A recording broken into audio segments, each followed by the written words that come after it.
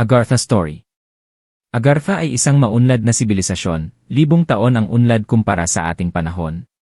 Sila ay matatagpuan sa loob ng ating mundo at ang entrance ay sa North at South Pole. May mga tunnel din na pwedeng daanan sa iba't parte ng mundo katulad sa piramid ng Ehipto.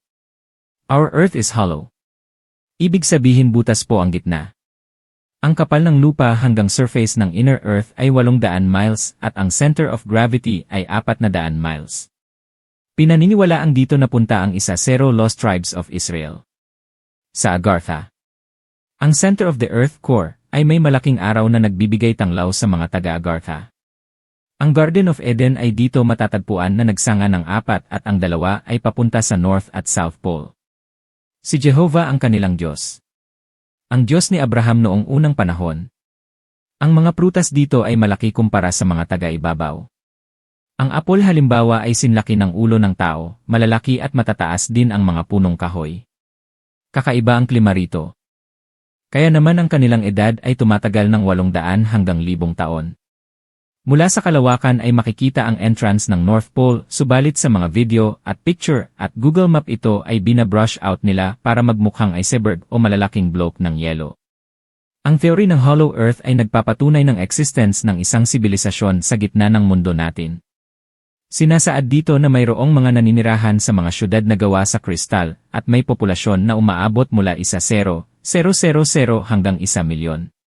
Ang pinakasentro ng Agartha ay ang Shambhala. Ang kanilang mga tirahan ay parang mga mini-settlements na pag nagsama-sama ay bubuo ng T-podlets.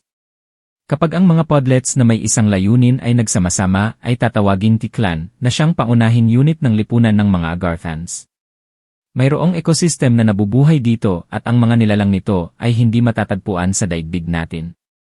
Mayroong lugar sa ilang syudad rito na nakalaan sa pag-aalaga at pagpapagaling ng mga nilalang sa ecology nito.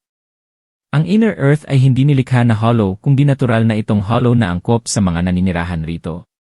Ang ilang mga naririto ay mga nilalalang na hindi maaring mabuhay sa liwanag ng ating araw tulad ng gnomes, dwarves or mga duwende, cyclopses, reptilians, tall greys at aliens. Hanggang ngayon ay binubuo nila o ginagawa ang Hollow Earth tulad ng mga langgam na pinapalaki ang kanilang colony. May mga nagnanais din masakop ang Agartha tulad ng Pleiadians, Rigel Grays, Zeta Grays at marami pang iba. Bukod sa North at South Pole bilang entrance sa Agartha, meron din sa Japan. Alam ng mga Koreano, Chinese at Japanese ang tungkol sa bagay na ito, ngunit pinagbabawalan silang magsalita ukol dito. Hallowed Commission Land, Inner World's Temple of the Gods. Ang Africa and Sumeria, Iraq, ay isa sa mga entrance ng Hollow Earth. May kaalaman din ang sinaunang Ehipto sa Inner Earth. Ginagamit ng pasukan ng mga Diyos ang Africa at Iraq. Itininanggi ni Robert Parker ang tungkol sa Hollowed Land. Kung kaya't hindi pa ito malinaw sa mga tao hanggang ngayon. Walang anumang litrato ang makakapagpatunay na may mga nilalang sa ilalim ng mundo.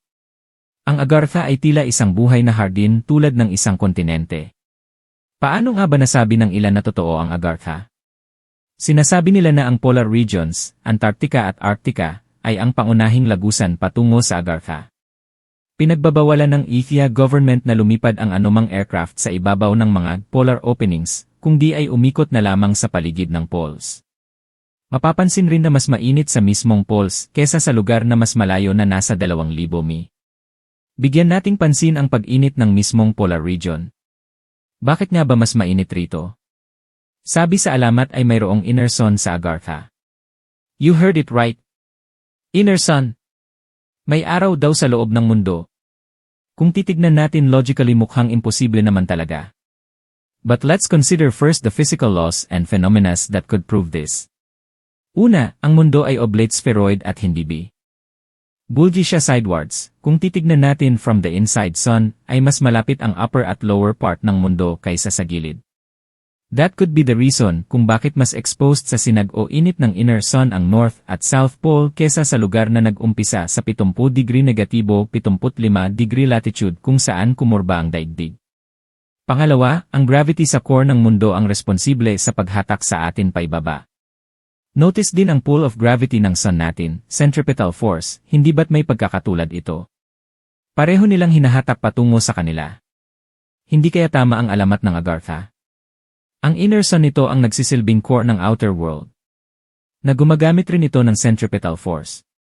Pangatlo, ang mga solar winds.